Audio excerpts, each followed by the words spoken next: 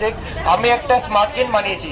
এটা আমাদের মূল মোটিভ হচ্ছে যে আমরা অনেক ক্ষেত্রে দেখে থাকি রাস্তায় অনেক ব্লাইন্ড পিপলরা পড়ে যেতে পারে, পড়ে যেতে পারে যে কোনো জায়গায় উপর খাবার রাস্তার জন্য।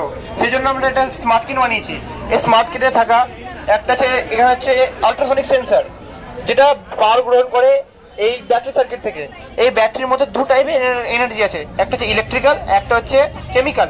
এখানে স্টোর হয়ে থাকে যে এনার্জিটা, সেটা হচ্ছে কেমিক্যাল এনার্জি। সেই কেমিক্যাল এনার্জিটা এখানে বেরোনোর পর এই সার্কিটের মাধ্যমে যায় এই সেন্সারটা এখানে কনভার্ট হয়ে যায়, মানে সেখান থেকে সেন্সার আছে, এটা সেই এনার্জিটা কনভার্ট হয়ে যায় ইলেকট্রিক্যাল এনার্জিতে। ইলেকট্রিক্যাল এনার্জিটা এখানে সেন্সারটা থাকে রেডিও এনার্জিতে কনভার্ট করার পর সে কোনো বস্তুকে অবজেক্টে যায়, অবজেক্টে সেটা রিফ্লেক্ট হওয়ার পর সেটা আবার এই দুটোর মধ্যে ক্যাপচার হওয়ার পর এই তারের মাধ্যমে সেটা যায় মাইক্রো কম্পিউটার বা অর্ডিনোতে। এই অর্ডিনোর সাথে একটা বাজার কানেক্টেড, যেটা 15 ভোল্ট ডিসি বাজার। সেটা তখন তাকে অর্ডার দেয় বাজার বাজানোর জন্য। দেখা এক্সপেরিমেন্ট করে দেখা। এটা মুভেবল অবজেক্ট সেন্স করতে পারবে না। এর জন্য অন্য সেন্সর পাওয়া যায়, একটা জিপিএস ট্র্যাকিং ক্যামেরা, যেটা আমরা ব্যবহার করছি, এটা অ্যাপের মাধ্যমে সংযোগ করা যেতে পারে।